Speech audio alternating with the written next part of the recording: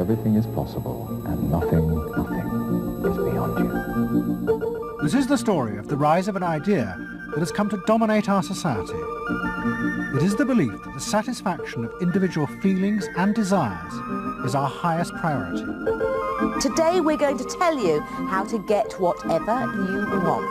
I wanted to live a different life that wasn't available to me in the image I was born. I'm here, look at me, notice me. Previous episodes have shown how this rise of the self was fostered and promoted by business. They had used the ideas of Sigmund Freud to develop techniques to read the inner desires of individuals and then fulfill them with products. This final episode is about how that idea took over politics.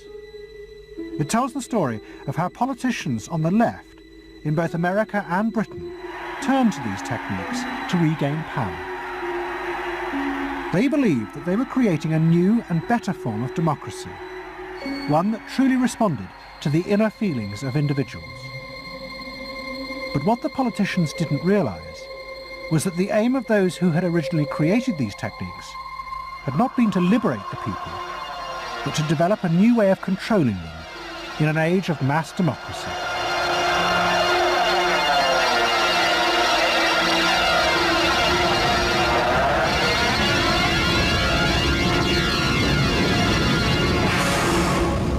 The roots of the story lie way back in the America of the 1920s with one man. He was called Edward Bernays, the nephew of Sigmund Freud. Bernays had been one of the inventors of the profession of public relations, and he was fascinated by his uncle's theory that human behaviour was driven by unconscious sexual and aggressive drives. Many of Bernays' clients were large American corporations, and he was the first person to show them how they could sell many more products if they linked them through images and symbols to those unconscious desires that Freud had identified.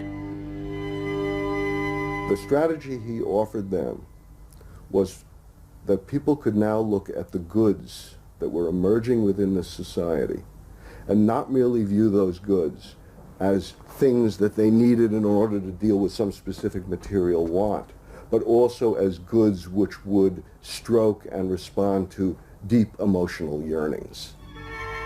You know, how this bar of soap or this bag of flour will make you a happier, more successful, more sexually appealing, less fearful person, somebody to be admired rather than reviled.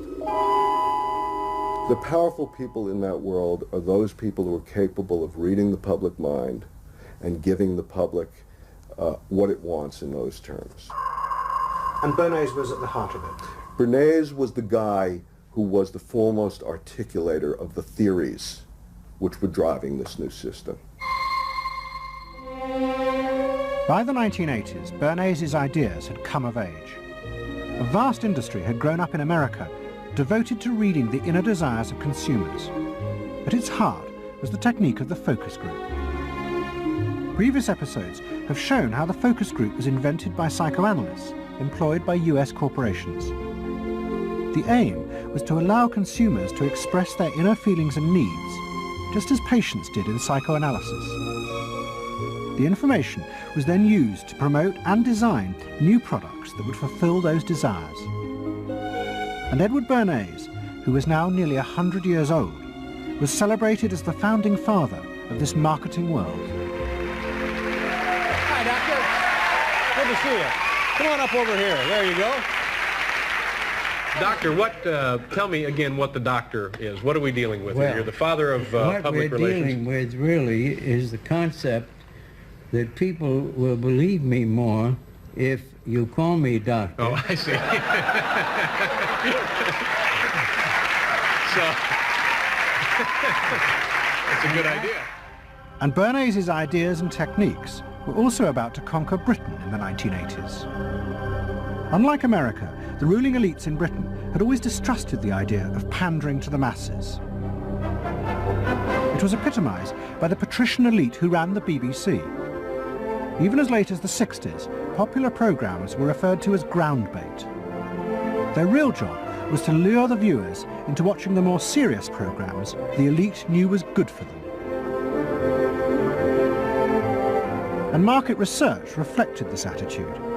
Individuals were observed and classified by market researchers according to their social class, from A through C2, D and E.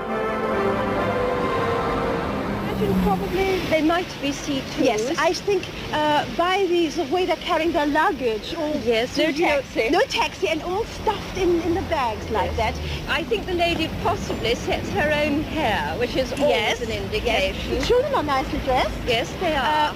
Yes. Probably a skilled worker. A skilled, yes, description. a skilled worker. I would think say so. Yes, I would say so. Certain apprenticeship or done some. That's right. Qualifying. We agree then. Yes, we think C2. We think so. Yes.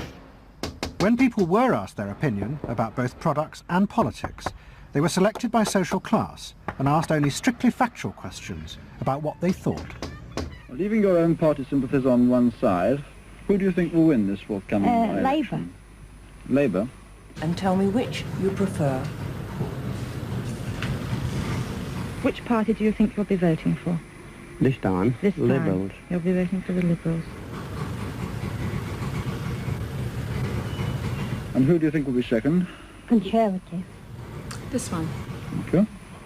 The idea that one might ask people what they themselves felt and desired, and then give it to them, was seen as alien to the ruling elites, which would challenge their belief that they knew what was best for the public.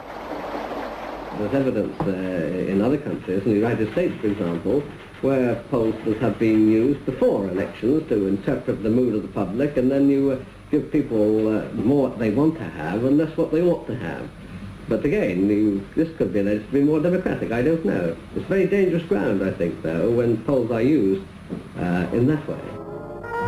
But then, in the economic crisis of the mid-70s, British industry was forced to begin to pay attention to the inner feelings of consumers.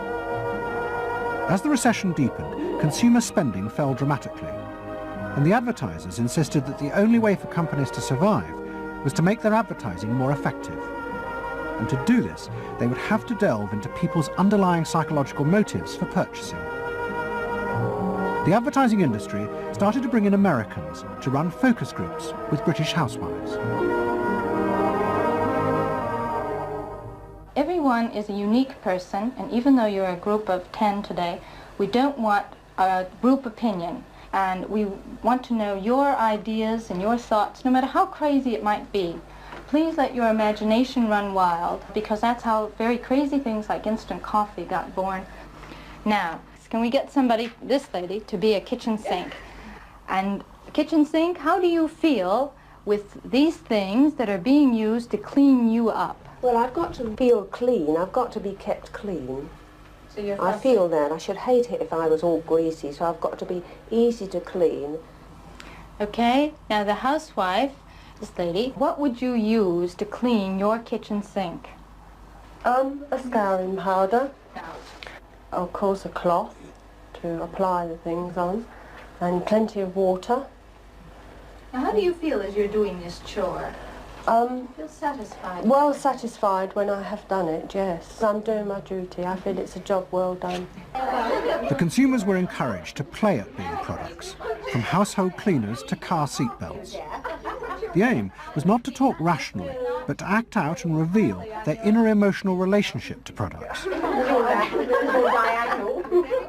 Which firmly and unmistakably underlines. And then a politician emerged who also believed that people should be allowed to express themselves. Instead of being controlled by the state, the individual should become the central focus of society. Some socialists seem to believe that people should be numbers in a state computer. We believe they should be individuals. We're all unequal. No one, thank heavens, is quite like anyone else, however much the socialists may pretend otherwise. And we believe that everyone has the right to be unequal, but to us, every human being is equally important. A man's right to work as he will, to spend what he earns, to own property, to have the state as servant and not as master, they are the essence of a free economy, and on that freedom all our other freedoms depend. Mrs. Thatcher's vision was of a society in which the wants and desires of millions of individuals would be satisfied through the free market. This, she believed, would be the engine to regenerate Britain. And with her ascent to power, the advertising and marketing industries flourished. Their task was to find out what the British people really wanted and then sell it to them. In this new climate, the focus group flourished. And those who ran them borrowed from the techniques of psychotherapy to delve ever deeper into people's feelings about products. We're trying to understand how people feel about brands, how they relate to brands. That is to say, what the brand's personality is as far as consumers are concerned. And there are a number of techniques which are very, very helpful for getting to that understanding. The consumer is given crayons to doodle, to express their feelings, to go inside their own head, pull out their feelings and somehow get them onto paper. And these are ordinary drinkers expressing their feelings about drinking Guinness. Here you see a rich, very female aspect of Guinness. So if you were describing a woman who somehow to you had that character, what sort of person is it? Paula Yates, who used to lay in bed, surrounded with magazines and chocolates like a 50s starlet. Out of this research, the marketeers began to detect a new individualism. In particular, among those who had voted Conservative for the first time in 1979. They no longer wanted to be seen as part of social classes, but to express themselves. And crucial to this were the products they chose to buy. We identified that there was this trend towards what might be called individualism, where people wanted to still be part of a crowd, but to express themselves as individuals within it, to have their own personalities, to be, I suppose, their own men. I didn't want to be the same as everybody else. I wanted it to be a little bit different, a little bit individual. It's quite individual upstairs. It's not remarkable, but I think it's quite individual. It is expensive. It's Italian. It's Italian, it's expensive and it's good quality. A little bit different. Yeah, we want to set our own standards, so nobody else has got what we've got. We just didn't want it be the same as everybody else. We just want to be different. Business responded eagerly to this new individualism, but it soon became one of the main forces driving the growing consumer boom in Britain. Using the data from the focus groups, manufacturers created new ranges of products that allowed people to express their individuality. Business also recategorized people. They were no longer divided by social class, but by their inner psychological needs. If the primary need is security and belonging, we call the groups mainstreamers. If it's status and the esteem of others, then it's aspirers. If it's control, it's succeeders. And if it's self-esteem, it's reformers. And this new marketing culture began to take over the institutions previously dominated by a patrician elite, in particular the world of journalism. The assault was led by the profession of public relations. In the past, PR had been seen as seedy and corrupt, but now it became a glamorous business, promoting products and celebrities. And one of the rising stars was another member of the Freud family, Matthew Freud, the son of the Liberal MP Clement. What Freud and other PRs realised was that they could use their celebrities as levers to infiltrate advertising into the editorial content of newspapers. The newspapers were offered exclusive interviews with celebrities, but only if they also agreed to mention products made by Freud's corporate clients, in terms dictated by the company. What happened with Freud's was that you effectively got some kind of product placement, or even product, the manufacturers of the product got some degree of control over how their products would appear in print. So if, for example, you did want to write about Caprice's passion for stuffed crust pizza, you would sign a contract which guaranteed that you would mention the firm Pizza Hut in at least twice in certain positions in the introductory paragraph of the article, that you would agree to run the Pizza Hut logo at such and such a size in such and such a place, and of course that you would agree to run the enclosed pictures of Caprice eating her stuffed crust pizza. There was no choice about how you would run this article in the press. You were effectively told how to run the article in the press. By Freud's? By Freud's. It's a rise of the corporate culture and the rise of business. To traditional journalists, this infiltration of advertising into the editorial pages was a corruption of their profession. But to Mrs. Thatcher's allies, like Rupert Murdoch, who owned The Sun and The Times, it was part of a democratic revolution against an arrogant elite who had too long ignored the feelings of the masses. They hate to see someone communicating with the masses. They feel that newspapers, the written word is not for the masses. That should be left to television, or perhaps to nobody. I'm very proud of The Sun. And The Sun was not represented tonight in your film. You just took page 3, which everyone seems so fascinated with. About page 1, page 2, every other page of the paper. It was a typical piece of slanting and elitism by the BBC, who, after all, in order to get viewers for this program, put on a very sexy episode of Star Trek, which I was watching out in the room there. Oh, I don't think they put it on to get us viewers. I think we just are lucky to follow They try to carry viewers into these show programs. You know how it's done. By the late 80s, Mrs. Thatcher and her allies in advertising and the media had brought the desires of the individual to the centre of society. As last week's episode showed, it was the same transformation that President Reagan had brought about in America. Both politicians had encouraged business to take over from government the role of fulfilling the needs of the people. In the process, consumers were encouraged to see the satisfaction of their desires as the overriding priority. To Thatcher and Reagan, this was a new and better form of democracy. But to their opponents in the parties of the left, they had summoned up the most selfish and greedy aspects of human nature. Ronald Reagan and Margaret Thatcher both embraced an economic philosophy that says the unit of judgment was not only the individual, but it was the individual's personal satisfaction, the individual's own unique happiness and well-being.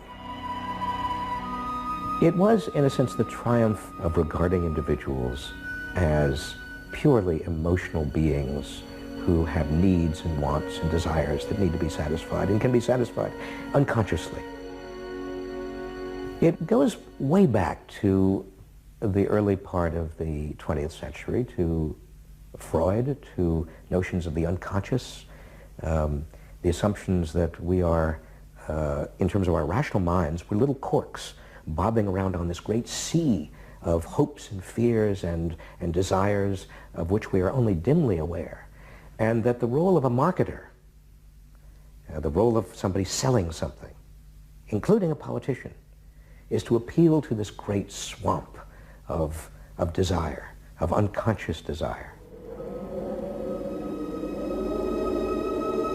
The left believed the opposite, that the way to create a better society was not to treat people as emotional, isolated individuals, but to persuade them to realize that they had common interests with others, to help them rise above their individual feelings and fears. Let me assert my firm belief that the only thing we have to fear is fear itself. Nameless, unreasoning, unjustified terror, which paralyzes needed efforts to convert retreat into advance. This idea had flourished in America in the Depression of the 1930s. President Roosevelt, faced with the chaos caused by the Wall Street crash, encouraged Americans to join together in trades unions, to set up consumer groups, and to pay for a welfare system for those trapped in poverty. His aim was to create a collective awareness which would become a powerful weapon against the unfettered power of capitalism, which had caused the crisis. That idea had driven the Democratic Party for 50 years. But now, Roosevelt's inheritors railed vainly against the effects of the self-interest encouraged by President Reagan. There is despair, Mr. President, in the faces that you don't see. Maybe, Mr. President, if you stopped in at a shelter in Chicago and spoke to the homeless there. Maybe, Mr. President, if you asked a woman who had been denied the help she needed to feed her children because you said you needed the money for a tax break for a millionaire or for a missile we couldn't afford to use. The worst thing Ronald Reagan did was to make the denial of compassion respectable.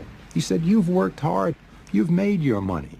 You shouldn't have to feel guilty about refusing to throw it away on people who choose to be homeless and who choose not to work. That's what he said. He said it with an elegance and a kind of benign aspect that disguised its harshness. You think we can do anything about it? Well, why not? If we can work together now to look after the lives of the people here, I don't see why we couldn't work together afterwards to clear up the mess and help build a better world in which these things can't possibly happen. The qualities we've learned from comradeship and common suffering are not going to be wasted after this war. It's out of experience like ours that the new world will be built. That same idea of marshalling the collective force of the masses to challenge the entrenched power of wealth and business had also led the Labour Party to power in Britain after the war. But in the 80s, Labour, like the Democrats in America, lost election after election as millions who had once voted for them switched their allegiance to the Conservatives. There it is, going blue just about everywhere, sweeping the country. The rural parts of Britain now have gone blue. For they are the party of yesterday, and tomorrow is ours.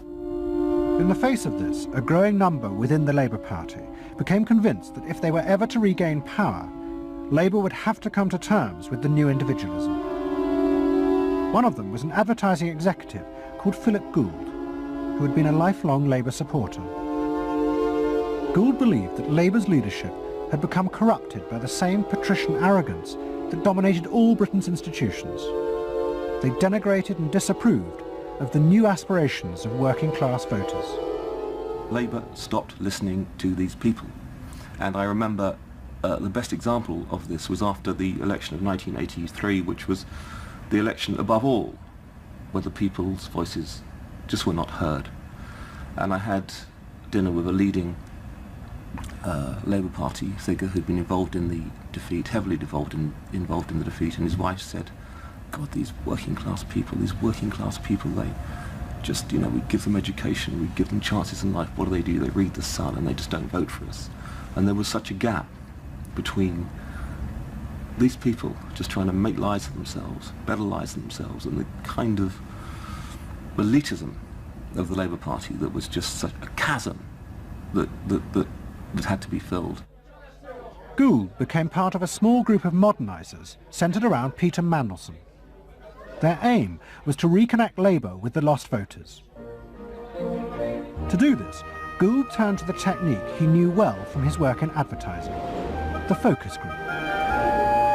Gould commissioned focus groups in suburban areas across the country with small groups of voters who had switched to Mrs. Thatcher. People were encouraged not to talk rationally about policies, but to express their underlying feelings. And what Gould discovered was a fundamental shift in people's relationship to politics. They no longer saw themselves as part of any group, but as individuals who could demand things from politicians in return for paying taxes, just as business had taught them to do as consumers. And I found that the people had become consumers. People now wanted to have, politics and life on their own terms. I mean, not just in politics, but in all aspects of life too. People see themselves as they are, as autonomous, powerful individuals who are entitled to be respected, who are entitled to have the best, not just in, going to Tesco's or wherever, but the best in terms of health and in education too. All this was about getting the Labour Party to understand that people really, really, really had changed, and the Labour Party had not, and unless the Labour Party changed, it would not win. Philip Gould now set out to try and persuade the Labour Party that they would have to make concessions to what he called the new aspirational classes. But he was going to face implacable opposition. In the run-up to the 1992 election, Gould argued that the only way to win was for Labour to promise not to put up taxes. But the Shadow Chancellor, John Smith, angrily refused. Labour would stick to its fundamental policies. They would fight the election with the promise of tax increases to create a fairer society. And as the campaign began, it seemed as if Philip Gould was wrong. The traditional polls consistently showed Labour ahead, despite the Conservative campaign message that a Labour government would put up taxes. Even the Conservatives' oldest allies in the press became convinced that by harping on about tax, the Conservatives were cutting their own throats. So the worry about the Tories must be that they're not at the moment conveying a sense of grip and being in control. And unless they can do better than that, I think they're going to lose. The other thing is that they still say that they are going to go on and on with this one single message of tax. And I think, part of the difficulty this morning was that you had a whole lot of people who've been going to the same press conference for 7 days, had virtually the same message thrust at them, and are kind of getting bored and restless and hitting back on it. I think the media sense a big story coming in the Tories being defeated. And the Labour Party too was convinced it would win and finally return to power. It's now time to meet the men and women who will form the next government. Labour Chancellor of the Exchequer, John Smith. And now, it is time for the next Prime Minister, Neil Kinnock. Those running Labour's campaign believed that by modern presentation they would attract back the voters, yet keep the old policies. But Philip Gould was convinced that Labour were going to lose. Through his focus groups, he knew that the very people who were telling the traditional pollsters they would vote Labour were in reality preparing to vote Conservative out of self-interest. But they were too embarrassed to admit it. And John Major also knew this, because his focus groups were telling him the same thing. What do you make of the poll which puts Labour 5 points ahead? Sir, just one to the Daily Mail, sir. Feel out in the streets that matters. It's feeling good on the streets, is it? It is feeling good on the streets, yes. It has been feeling surprisingly good on the streets for some time. Quite surprisingly, quite out of line with opinion polls. Don't ask me to explain it, but it feels all right. Sir, anyway, go on. No, lads, you must sit down. We're waiting to go. John Major's victory in 1992 was a disaster for the Labour Party. The small group of reformers centred around Peter Mandelson and Philip Gould were convinced that the only way for the party to survive was to change its basic policies. But their ideas were rejected by John Smith, who had now become leader. Philip Gould left Britain to go to work for the campaign to elect Bill Clinton president in America. The 1992 election, during it and afterwards, people felt under great strain and really did feel demoralised and dejected. And then to go from this to the Clinton campaign, it was an extraordinary experience, because here suddenly I found articulated many of the ideas that I'd had but not fully myself been able to encapsulate or to articulate. If you want a president who will restore the middle class, reclaim the future for the middle class, and restore the American dream, vote for Bill Clinton in New Hampshire and send a signal to the country that we are coming together. What Gould discovered was that, like the Labour Party, the Democrats had also been doing focus groups with swing voters. The difference was that Bill Clinton had decided to tailor his policies to fit with these voters' desires. Above all, with their ferocious belief that they should only pay tax for things that benefited them, not for the welfare of others. I have no idea what percentage of my tax dollars go to welfare, but even if it's a minuscule percentage, even if it's 0.25%, it's still too much for the people that are receiving these benefits that are basically non-productive. The Clinton team decided that to win, they had to promise tax cuts for these suburban voters. And they also used the focus groups throughout the campaign to check every appearance, speech and policy with them for their approval. What Clinton called the forgotten middle class became central figures in a new type of reactive politics. Candidates for the presidency in the United States had been prepackaged and designed for many, many years. What was new was an attempt to use very sophisticated or pseudo-sophisticated techniques to plumb the public psychology, to find out precisely what the desires of the individuals were, and then to come up with a candidate and a platform and images and words that exactly responded to those deep desires.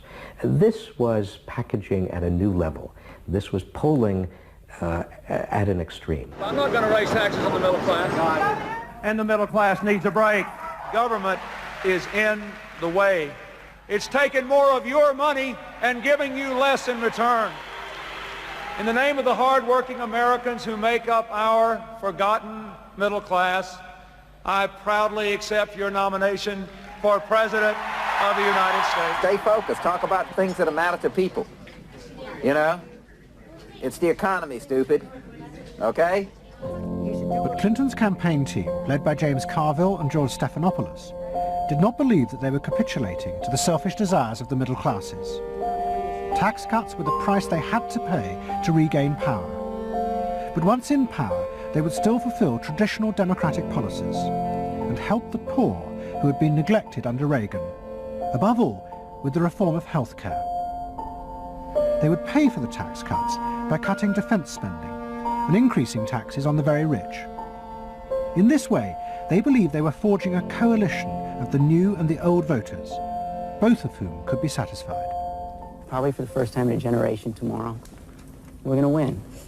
And that means that more people are going to have better jobs, people are going to pay a little less for health care, get better care, and more kids are going to go to better schools. So thanks.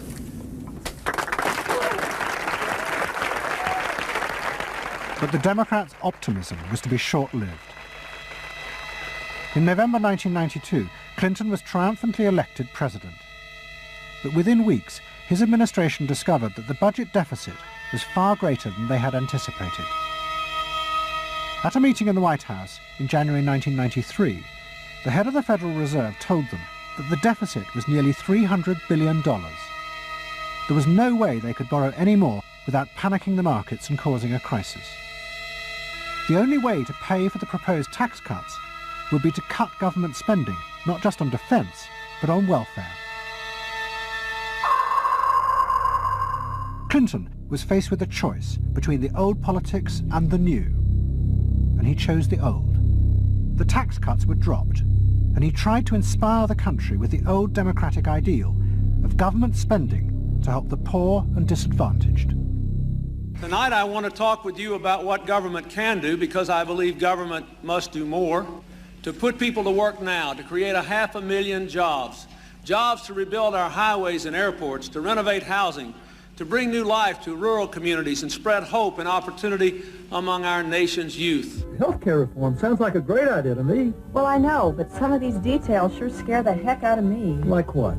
Well, like for... At the start of the Clinton administration, many of us, including, I believe, President Clinton himself, reverted back to an older tradition, tried to lift the public, to talk about genuine ideals beyond the individual. And that reform agenda being not only universal health care and child care and dealing with the widening inequalities in our society and homelessness, many things that many citizens, just particularly middle-income citizens, didn't want to deal with. But the suburban voters who had been promised tax cuts were not inspired by Bill Clinton's vision. They felt betrayed and wanted revenge. Their opportunity came in 1994 with the congressional elections. The Republicans, led by Newt Gingrich, promised huge tax cuts and to dismantle the welfare system. The voters who had defected to Clinton switched sides yet again, and the Republicans won both houses of Congress in a landslide.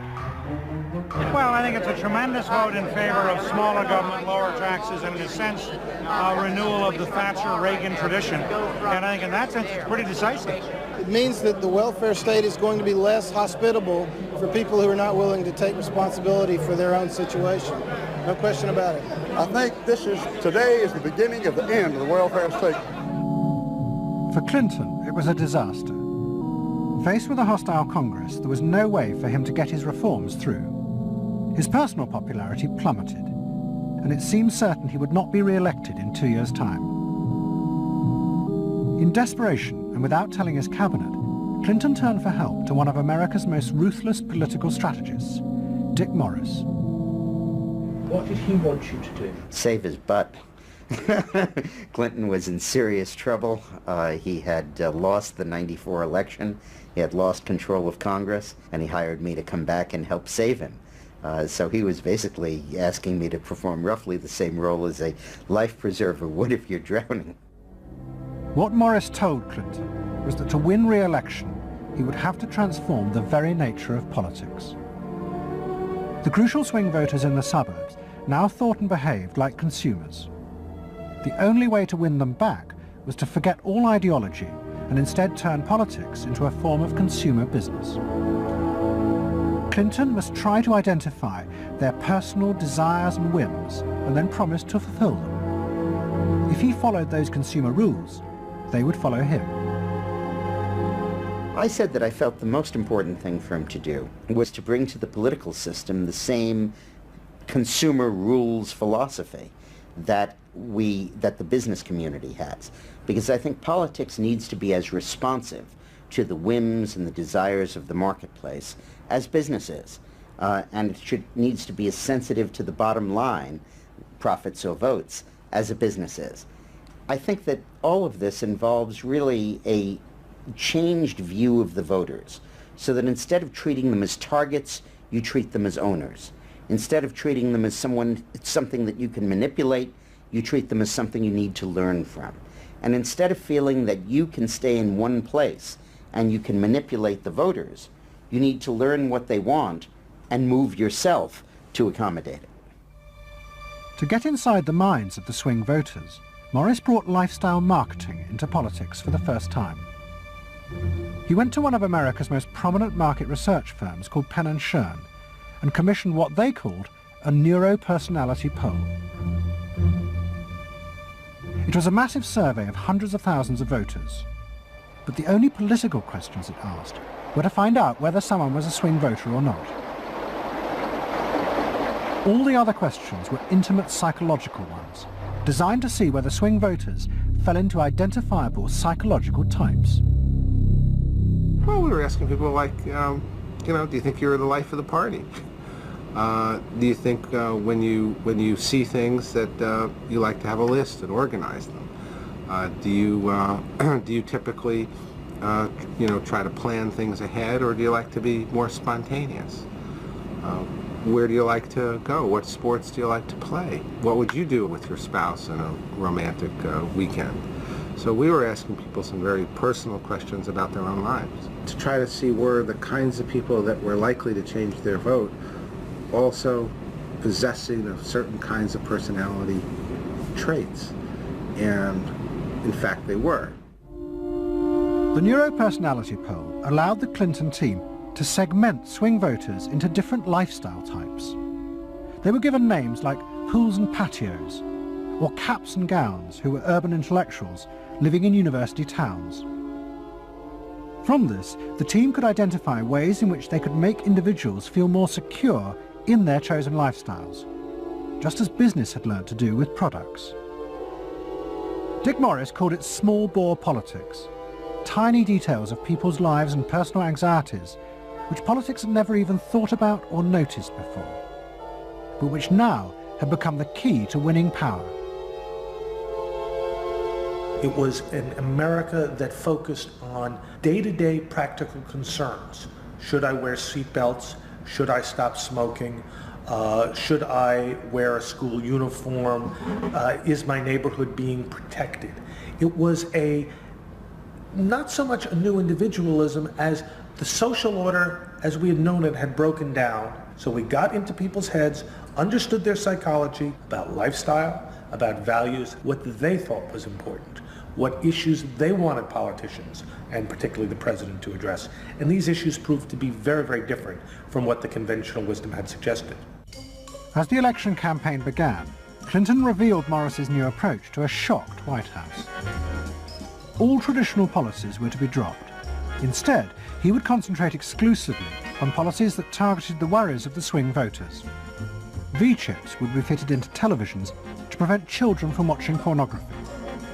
And mobile phones would be fitted into school buses to make parents feel more secure. Dick Morris also persuaded the president to spend his leisure time in the same way as particular groups of swing voters. He sent Clinton on a hunting holiday, dressed in exactly the Gore-Tex outfits a group called Big Sky Families liked. The aim was to reflect swing voters' lifestyles back to them. The Liberals in Clinton's cabinet hated this approach. And I would say, well, Dick, why have a campaign? This was the 1996 campaign. If all the president is going to do is offer up these little bite-sized miniature initiatives that appeal to people's desires, like consumers, buying soap, V-chips that you could put in your televisions so you could make sure that your children did not have pornography, and school uniforms. Why talk about them? They're so mundane and they're so tiny. And he would say back, if we don't do this, we may not get reelected. And I would say, what's the point of getting reelected if you have no mandate to do anything when you're reelected? And he'd say, what's the point of having a mandate if you can't get reelected? Isn't the ultimate goal getting reelected? But Morris's new politics were an extraordinary success. Clinton's ratings among the swing voters began to soar. And Dick Morris, along with the marketeer Mark Penn, took effective charge of making White House policy. Mark Penn set up a huge call center in an office block in Denver. And every night, hundreds of telephone operators called swing voters in suburbs across the country to check with them every detail of policies that Clinton was proposing.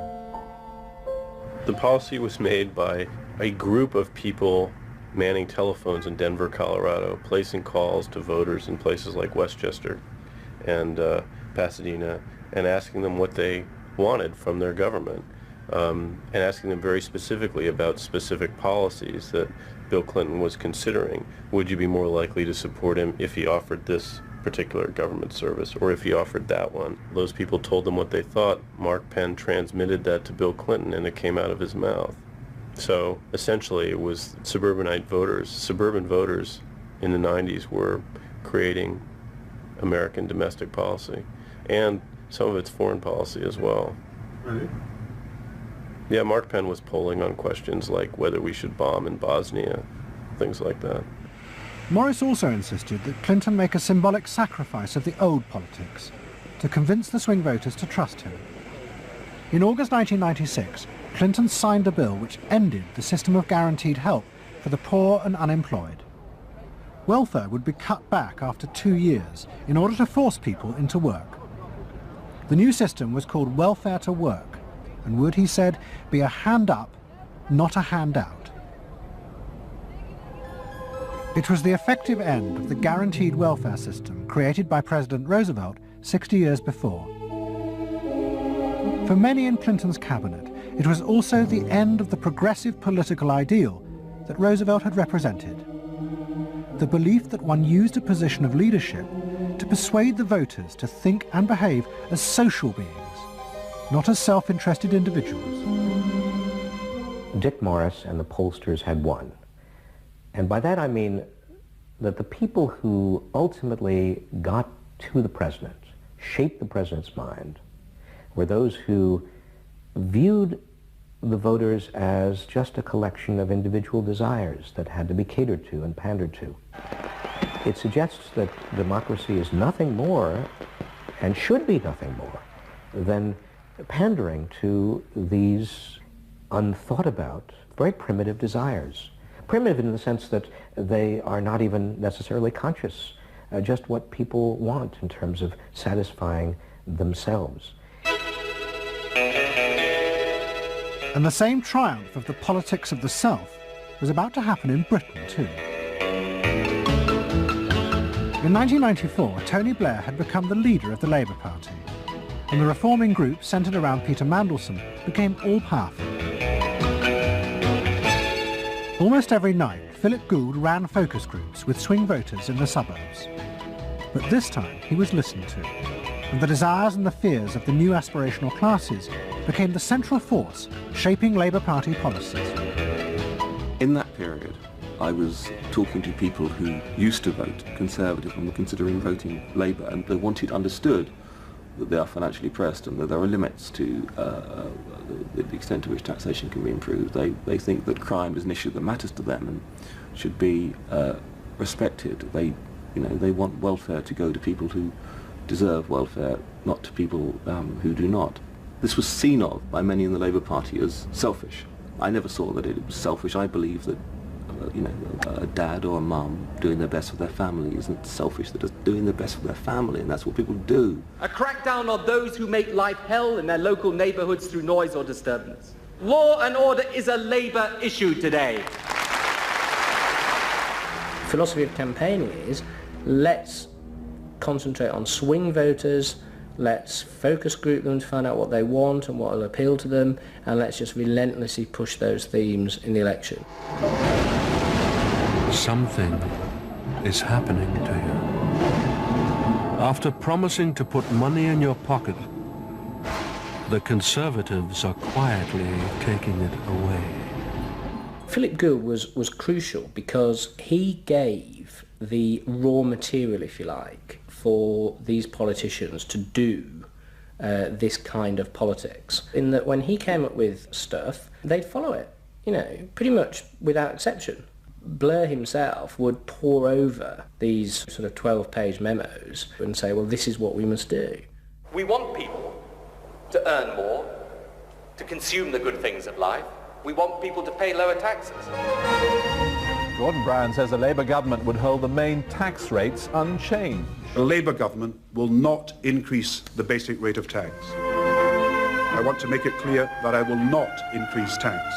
In fact, the Labour Party does stand for Middle England, those that aspire to do better, to get on in life, and be ambitious for themselves and their families will do better with Labour. Groups of 8 people drinking wine and nibbling, you know, Cheerios, what they thought determined effectively everything that the Labour Party did.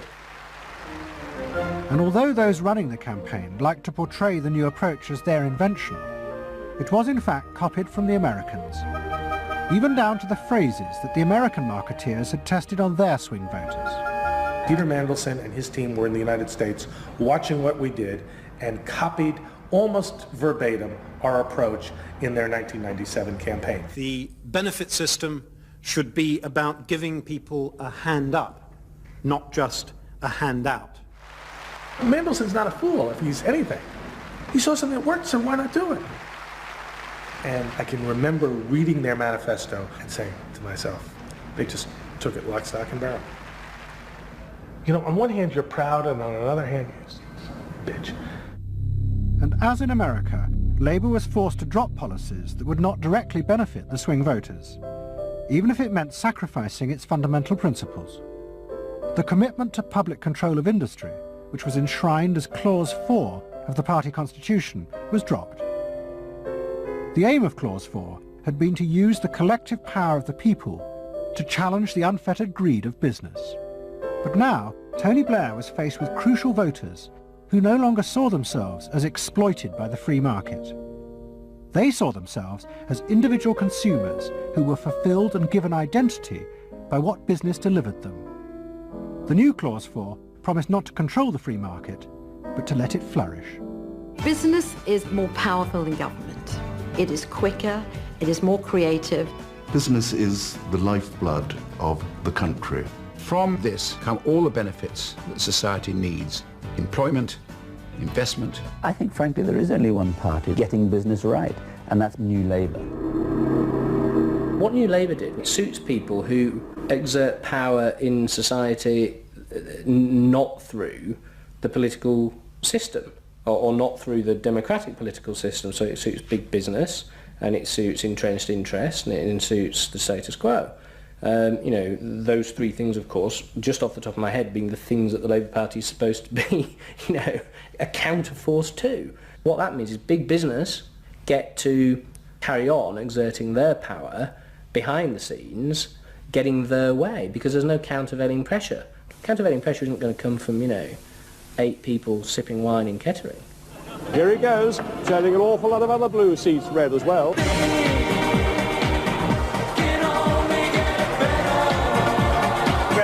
Very relieved and very exhilarated. But those who masterminded Labour's victory in 1997 saw it as a triumphant vindication of a new form of democracy. By understanding and fulfilling people's inner desires through the focus group, They were giving power to individuals, not treating them as faceless groups who were told by politicians what was good for them. I don't see the focus group as some marketing tool. I see the focus group as a way of hearing what the people have to say. And I see the focus group as a way to a new form of politics. What the people give, the people can take away. We are the servants, they are the masters now. 1997 was, I think, fundamentally important in that. Because I think it is the end of the elitist politics that's dominated Britain for so much of the last 100 years.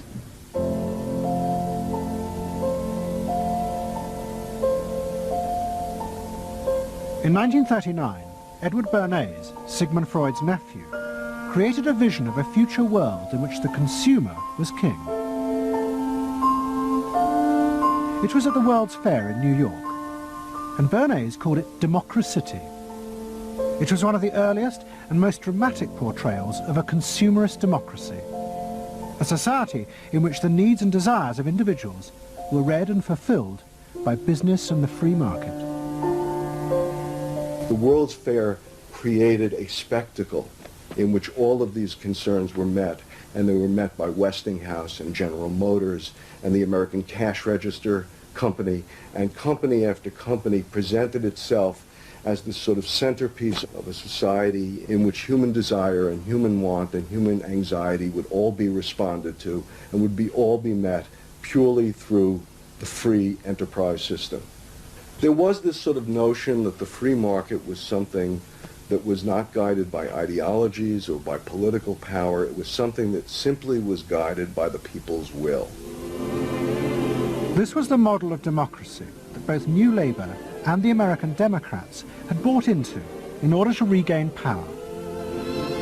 They had used techniques developed by business to read the desires of consumers, and they had accepted Bernays' claim that this was a better form of democracy.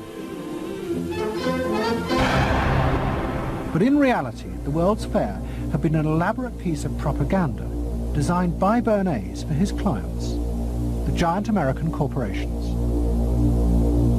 Privately, Bernays did not believe that true democracy could ever work. He had been profoundly influenced in this by his uncle's theories of human nature. Freud believed that individuals were not driven by rational thought, but by primitive unconscious desires and feelings. And Bernays believed that this meant it was too dangerous to let the masses ever have control over their own lives. And consumerism was a way of giving people the illusion of control, while allowing a responsible elite to continue managing society.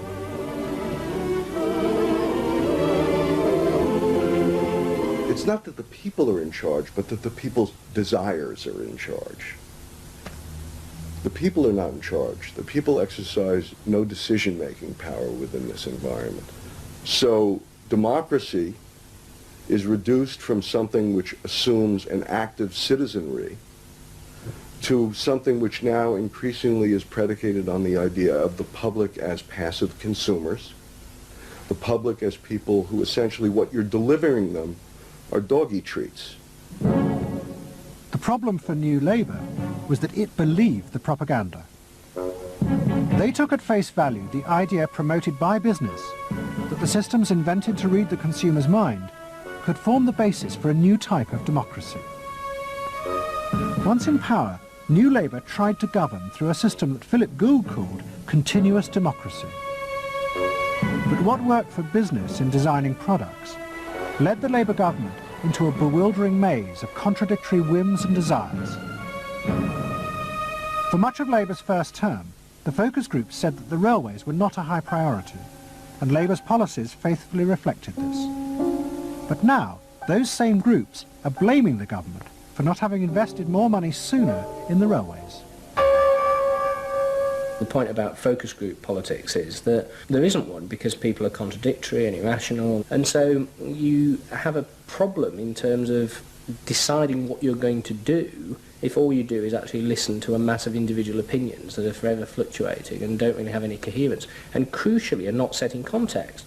So that's why people can say, you know, I want lower taxes and better public services. Of course they do. You know, you say, do you want to pay more taxes to get better public services? People are less sure. They then don't believe that if they do pay more taxes, they will be spent on better public services. So you end up in this quagmire where, you know, the truth is a politician has to say, look, this is what I believe. I believe that you should pay slightly more taxes to make better public services, and I pledge that I'm competent enough to actually use that money wisely. Do you want that? Vote for me, yes or no. And that's what Blair has failed to do. Tony Blair turns around and sort of tries to feed back to them what they already believe, and given what they believe is sort of a load of individual, incoherent, contradictory nonsense, that's all he has to offer. And then he wonders why people don't get him. You know, the answer they don't get him is because they're looking for someone to do something that they can't do themselves, which is actually come up with a coherent political opinion that they might have faith in. New Labour are faced with a dilemma. The system of consumer democracy that they have embraced has trapped them into a series of short-term and often contradictory policies. There are now growing demands that they fulfil a grander vision, that they use the power of government to deal with the problems of growing inequality and the decaying social fabric of the country. But to do this, they will have to appeal to the electorate to think outside their own self-interest. And this would mean challenging the now dominant Freudian view of human beings as selfish, instinct-driven individuals, which is a concept of human beings that has been fostered and encouraged by business because it produces ideal consumers.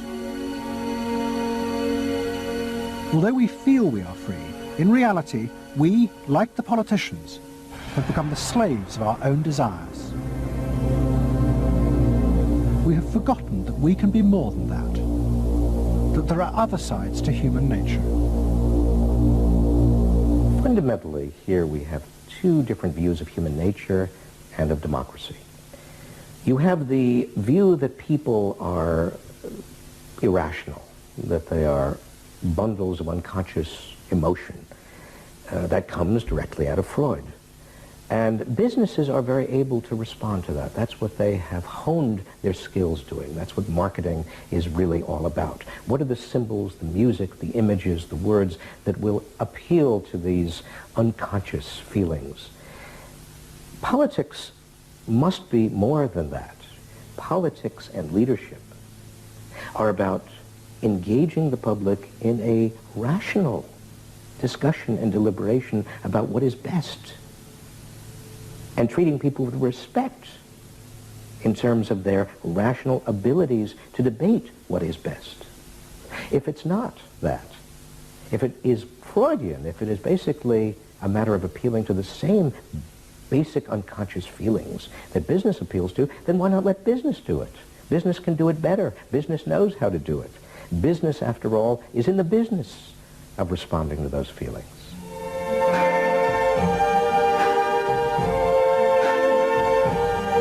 I see trees of green, red roses too. I see them bloom for me and you. And I think to myself,